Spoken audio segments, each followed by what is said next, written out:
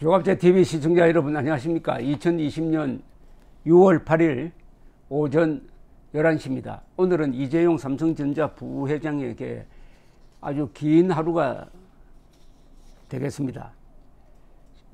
구속영장 실질심사를 받는 날입니다. 구속영장 실질심사는 일단 영장 발부 여부를 결정하지만은 그 과정이 사실상 일종의 재판입니다.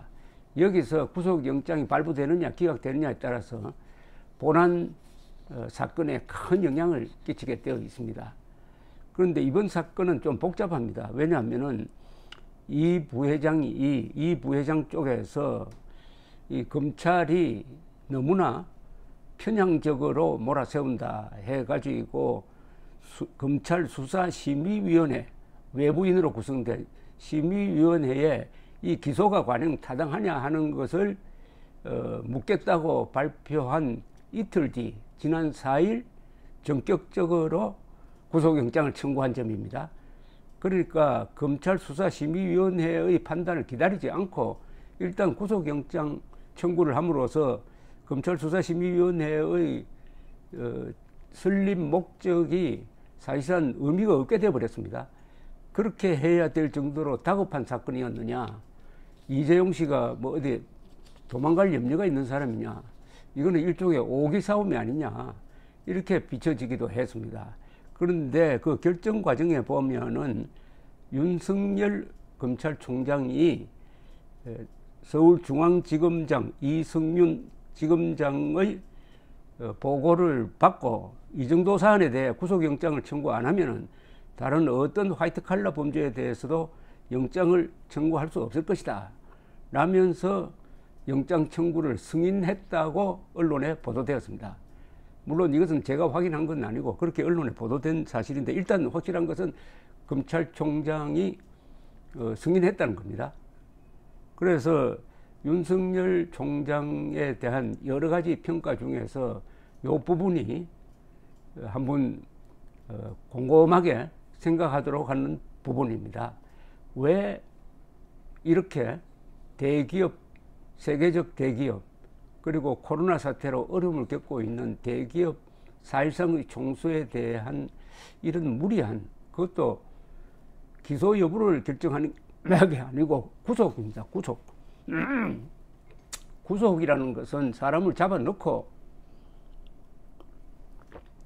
재판하겠다는 겁니다. 이 재판은 공정해야 되는데, 그러려면은 권투할 때 링 위에 올랐을 때 양쪽이 다 글로브를 끼고 해야지, 한 사람은 글로브 하나만 끼게 한다든지 한 손은 못 쓰게 한다든지 하면은 그 게임이 공정하게 되겠습니까? 더구나 구속 상태에서 재판을 하면은 심리적으로 위축되어 있고 자기 방어권을 충분히 활용할 수가 없는데, 왜 제가 지금 문제 삼는 거는 복잡한 사안이니까, 이게 회사의 인수 합병 그리고 승계 과정과 관계되니까 매우 복잡하고 그 내용은 회계적으로 처리되었을 테니까 여러 설이 있을 수가 있습니다.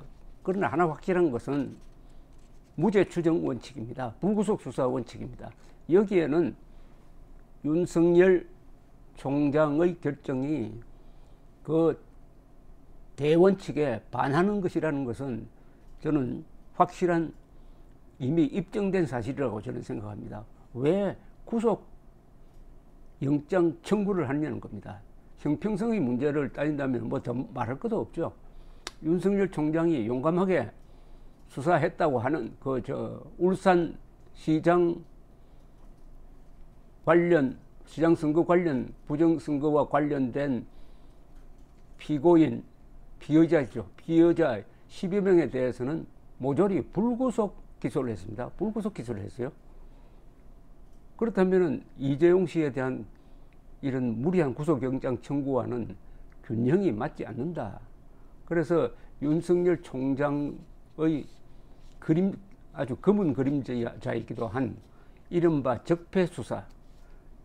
무리한 적폐 수사의 주인공으로서의 윤석열 총장을 다시 들여다보게 됩니다. 그 과정에서 몇 사람이 목숨을 끊었고, 특히 이재수 전 기무사령관이 세월호 유족을 사찰했다 하는 이런 혐의를 받고 구속영장이 청구되었다가 기각된 직후에 자살한, 그런 것까지 합쳐서 본다면은 우리가 윤석열 총장이 조국 사건을 배짱 있게 수사했다 하는 것에 대한 높은 평가와는 별도의 어떤 평가를 하지 않을 수 없고, 그렇다면은 이 사람을 대통령 후보로 보는 이 자유우파 진영의 시각도 교정이 필요한 것 아니냐, 이렇게 생각이 듭니다. 이 구속영장이 발부될 때 그 이유를 씁니다. 이유를 쓸 때 그 문장 하나하나가 매우 중요합니다. 보통 구속영장이 발부될 때는 세 가지 기준으로 합니다. 범죄 혐의가 충분히 소명되었느냐, 이것은 뭐 틀림없이 법원에 넘어가서도 유죄가 확실하다, 그 유죄도 징역형 이상의 유죄가 확실하다, 이렇게 되면 구속영장을 발부합니다. 그 다음에는 증거인멸 가능성이 있느냐는 겁니다. 세 번째는 도주 가능성이 있느냐는 겁니다. 이 세 개 중에서 영장판사가 범죄 소명이 확실함으로 영장을 발부한다고 한다면은 수사심의위원회가 열리더라도 기소로 결정낼 가능성이 많습니다. 그런데 영장 기각 사유가 범죄 소명에 문제가 있으므로, 부족함으로 뭐 이렇게 나오면은 수사심의위원회에 의해서 이것은 기소할 건이 아니다 해가지고 불기소 결정이 날 가능성 배제할 수 없고요. 그렇게 되면은 또 기소를 하더라도, 검찰이 기소하더라도 힘을 잃게 되는 것입니다. 여기서 확실한 것은 증거인멸, 범죄 소명이 있다고 하더라도 증거인멸의 염려가 없다, 그 다음에 도주의 염려가 없다 하면은 사실은 불구속 재판하는 게 맞습니다. 그런데 이재용 부회장이 도주의 염려가 없다는 것은 다 확실하게 알게 되는데, 알 수 있는데, 검찰도 거기에 대해서는 동의할 거라고 생각을 하는데, 그 다음에 증거인멸의 가능성이 있느냐로 다툴 여지가 있습니다. 이재용 부회장은 측은 이렇게 이야기합니다. 그동안에 샅샅이 수사를 해서 뒤집지 않았느냐, 말하자면 2018년 12월부터 6개월간에 경영진 30여 명을 100여 차례 소환했고 압수수색도 50여 차례 실시했다. 수사 기록만 20만 쪽에 달한다. 이런 상황에서 이 부회장이 증거를 인멸하려고 해도 할 수 없다는 것이 삼성 입장입니다. 그런데 이 검찰이 주장하는 이 구속 사유는 뭐 이렇게 정리를 할 수가 있습니다. 2015년에 제일모직 삼성물산의 합병이 있었습니다. 당시 삼성물산 주식 한 주의 가치는 제일모직 주식 0.35주로 계산되었는데, 검찰은 이게 제일모직 최대 주주였지만은 삼성물산 지분은 없었던 이 부회장에게 유리한 불법 경영권 승계라고 보는 게 검찰의 입장입니다. 여기에 대해서 이 부회장 변호인 측의 주장은 이렇습니다. 예컨대 제일모직 삼성물산 합병에 대해 법원이 2017년에 합병 무효 소송이 있었는데 경영상 필요에 의한 합병이었고 법적으로 문제가 없다고 선고한 점이 이 부회장에게는 유리하다. 법원이 이 합병에 대해 합법적이라면서 합병은 이재용을 위한 불법 승계 작업이란 검찰 수사팀과 정반대되는 판단을 이미 내렸다. 따라서 오늘 실질 심사에서 검찰이 혐의가 있다 하는 것을 입증하기가 그렇게 만만치는 않을 것이다. 또 하나 이번에 고려사항은 검찰이 만든 수사심의위원회에 판단을 구한 이재용 측의 이 마지막 카드에 대해서 아직 수사심의위원회가 조직도 안 되고 판단도 하지 않았는데 서둘러 영장을 청구를 했다 하면은 수사심의위원회가 이서나 마나한 것 아니냐. 이것도 영장 실질 심사를 맡은 판사에게는 검찰에 대한 불리한 인상을 주지 않겠느냐, 이렇게 뭐 보이기도 합니다. 따라서 오늘 늦은 밤 아니면은 내일 새벽에 구속 여부가 결정될 것입니다. 이재용 씨 구속 여부는 세계가 주목하는 겁니다. 삼성이라는 회사의 비중은 어마어마하죠. 우리나라 수출의 20%를 맡고 있고, 그 수출액이 웬만한 나라의 전체 나라 수출액과 맞먹습니다. 그리고 매출액은 삼성전자만 쳐도, 삼성그룹이 아닙니다. 삼성전자만 쳐도 연간 한 2천억 달러를 넘습니다. 매출액 기준으로 세계에서 15번째 회사, 그리고 제조업체로는 폭스바겐, 그리고 도요타, 애플 다음과는 네 번째 회사입니다.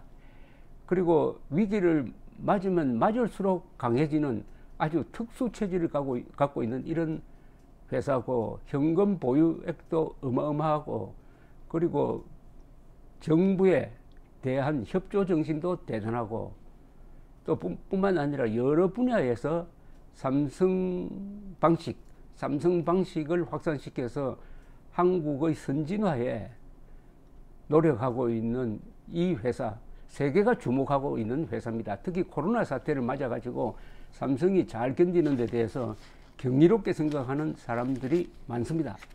그 총수를 이미 박근혜 전 대통령 탄핵 파동에서 이 최순실과의 관계 등등으로 해가지고 징역 한 1년 살고 나와서 아직도 재판을 받고 있는데 또 다른 사건으로 구속이 된다.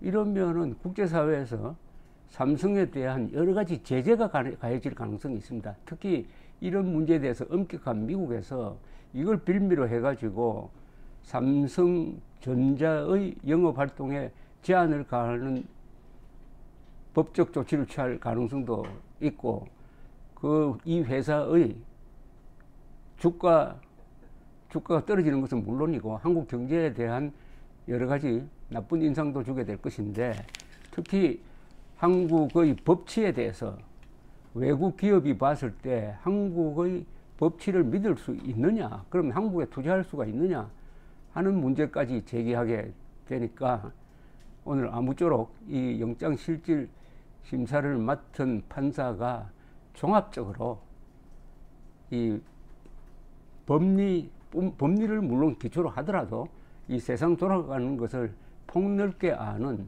이런 교양 있는 판결이 내려지기를 기대합니다. 감사합니다.